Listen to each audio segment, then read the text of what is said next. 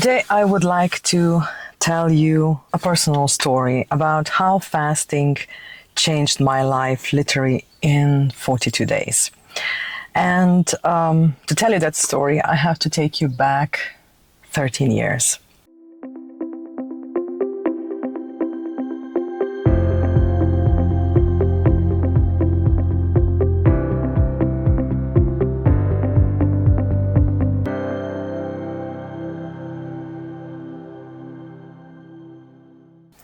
It was in the middle of December, and I just finished my procedure with the IVF, and I was waiting to get the results if I was pregnant or not. And it usually took about 14 days to get the results. And the procedure was 1 week ago, and I still had 1 week to go to see, to get the blood test to see if I was pregnant.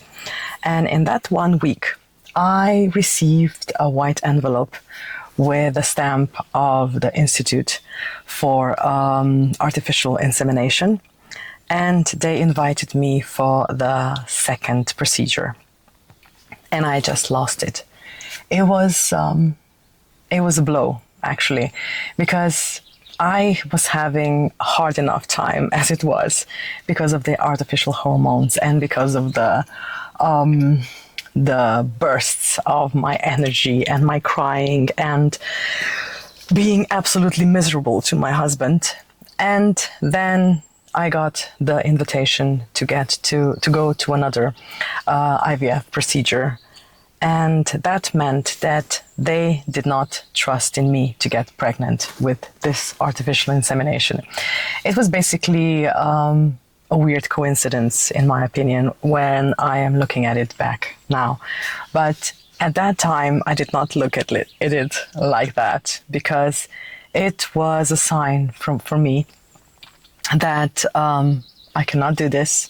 I could not do this on my own, that they do not trust me, that my body is going to receive and hold on to that embryo that was in me at that time. And I just lost it. I was crying for half a day when I received that white envelope. And when my husband came home from work, he just saw me lying on the floor. And he was really scared when he saw me like that. And we talked that day about what we are going to do. It was interesting because neither of us believed that I was pregnant, even though I had 1 week more to prove to myself that I can do it. So that day, in the evening, we sat around the table and we talked about what this means. And it has been 4 years of the procedures, of the injections, of the artificial hormones, of the dread, waking up every morning to see if I have gotten my period, or if maybe I am pregnant. And that went on for 4 years, and I just couldn't handle it anymore. It was really interesting because it was before Christmas, and as it turned out, I was not pregnant after 1 week, and after I did my blood test, it was negative. So I went back to work. And my husband and I came to an agreement. He was listening to me and he looked at me like I was not entirely sane that day. So when we spoke about what to do next, I told him that I do not want to go through another procedure anymore. We talked about what this could mean, because we have been trying to conceive for the past 6 years when we have been together, and it didn't succeed. And 4 of those years, I was in the procedure of the IVF, so artificial insemination, and it did not work. So I said enough. My nerves were this close to breaking, and it was December. It was my favorite time of the year. And we sat down and we said, okay, enough. We are going to cancel this procedure that I was already trying to not to think about. And I had to go to the hospital anyway. And I had to tell the nurse and then the doctor that I did not want to go to another procedure. And it was really interesting because the doctor that was there was my best friend from primary school. I didn't know that she was going to be there because the doctors were keep changing, and she was having her rotations, and it was even more difficult for me to explain to her why I didn't want to do it. But she was very kind, and she invited us for a visit because we haven't seen each other in a long time, and she invited us for a visit next week. And it took us about a month to get back to her and to that visit because of all of the holidays and everything. And after that, when we got to her visit, we were talking with her husband around the table, and her daughter was playing in her room. And she just asked us, "So when are you two going to get married?" And we were just looking at each other like, I don't know, never. We have been engaged for 7 years, and that was enough for both of us. We didn't need any of the stamps or, now you are legitimately married, because I had an engagement ring, and that was enough for me and my husband as well. We didn't need a certificate of somebody else telling us that we are going to spend the rest of our lives together. But after that visit, it was strange. We were sitting in a car. We were watching at that house. And we were quiet for about 5 minutes. And at the same time, we looked at each other and we said, why not? So it was February, I think. And we came home. It was late at night. It was Friday. And we mapped out the entire plan that we were going to get married in June. We had March, April, May, 4 months. We had 4 months to get ready to get married. We had everything to do. We didn't want to have some elaborate event. We wanted our close friends and family with us, and we decided to do everything ourselves. I baked the cake, we decorated the church, we decorated the where we went to when we had the party afterwards. We had our bachelorette party, and it was great. And through all of that planning and looking for venues and the church and the photographer and what to eat at the wedding, I forgot about the stress that not being pregnant did to my body. And in those 4 months, I got clean of every artificial hormone that was in my body and was wreaking havoc on my mood and on my, how I was dealing with stress and with people and everything. And I got to be myself again after, let's say, 6 years of being tense and just waiting to do something and to be a mother. So it was June. It was that day. It was stormy outside. And it was the favorite day that I can remember to this day, because everything went wrong and we didn't care. It was a beautiful day. We didn't get any thunderstorms, but it was, we had lightning and something, but no rain. So, and it was a beautiful day. And after that, and after we came back from our honeymoon, I sat my husband down again, and we decided to give it another try, to apply to another procedure of the IVF, and to see if maybe now, when I was cool as a cucumber and when I was not filled with all of the medication from the previous procedures, maybe we can do it again. And we also decided that this was going to be our last try, because I didn't want to go through all of that again for several times. And we decided that if this is not going to work, we're going to travel, and we're not going to stress about it not being parents. So it was a mutual understanding. We both talked about it for a long time and then said, okay, let's try it again. And by now it was August, and I got to the hospital again, and I spoke with a different doctor now, and they told me that I had to go through all of the procedure. But as it happens, I was a week away from having my period again, and we decided to go without any hormonal treatment in this procedure, which meant no pills, no artificial hormones, just my body doing the work, and then just having the injections for my eggs to be as abundant as they could be, so they could harvest as much eggs as they could. So that procedure took a month less than all of the other procedures, and in September I went in and they harvested my eggs, if that's what it's called, and they inseminated all of them. And after 6 days, they told me that 6 of them they are very beautiful, and that I can come in and let's see if any of them sticks. So on September, I went in. And I was lying there after the procedure. All of the other women that were with me in the same procedure, we were waiting. You have to wait for 2 hours after the procedure. You have to lie down so everything calms down.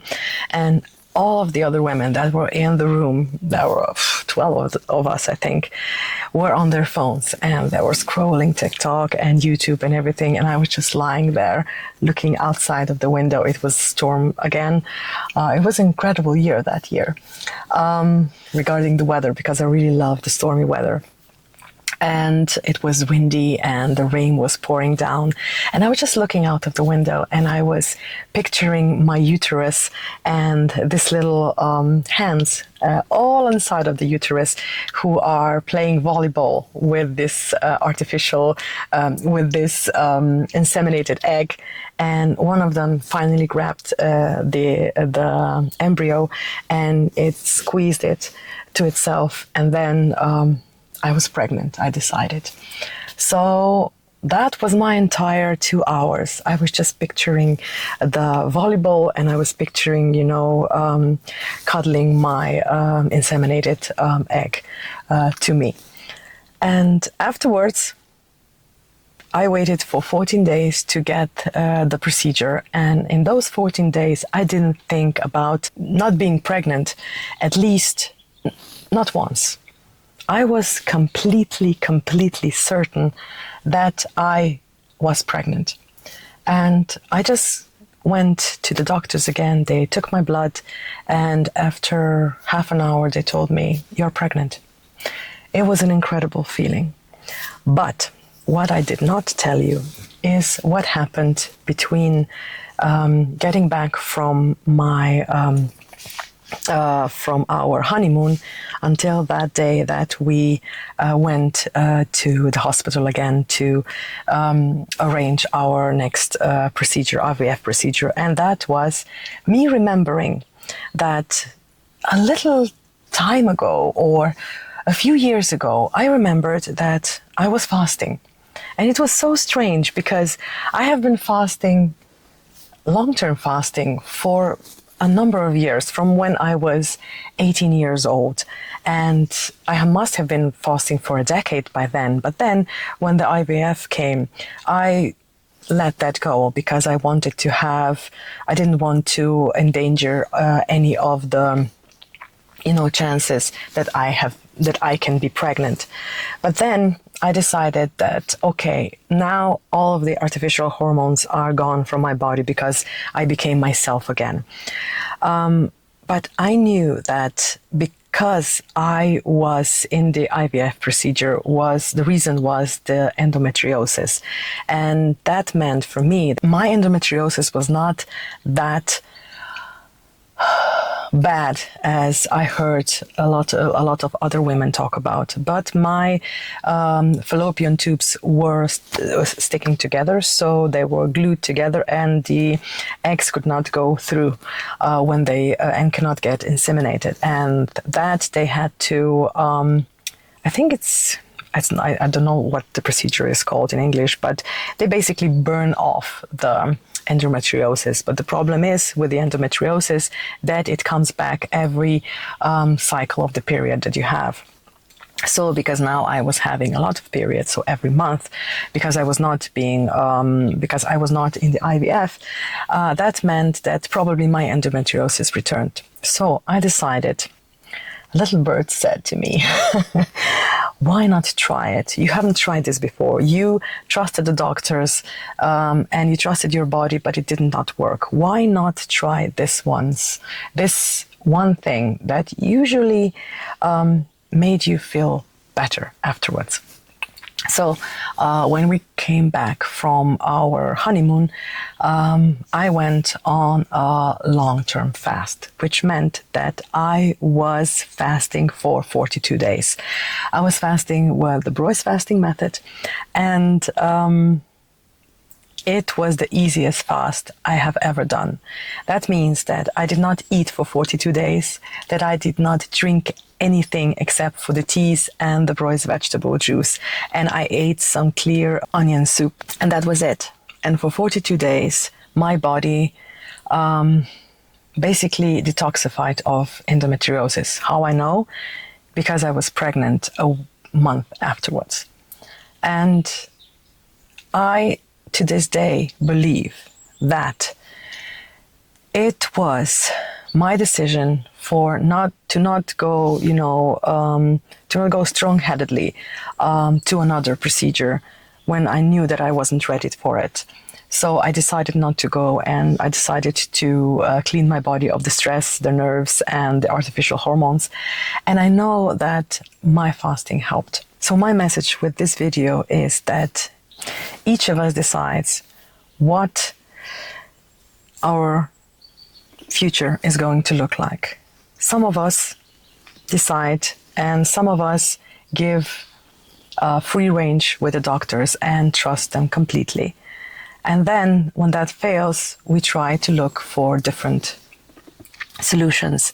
And for me, that solution was long-term fasting or extended fasting with the Broy's fasting method. And for me, it worked. I am now a mother of 2 boys. The first one came out in September the next year, in June the next year. So 2 days after we celebrated our first wedding anniversary, I gave birth to my first son. And 2 years later, we decided to have another try, and a frozen embryo was inserted in me, and I was again pregnant like that with no problems at all. So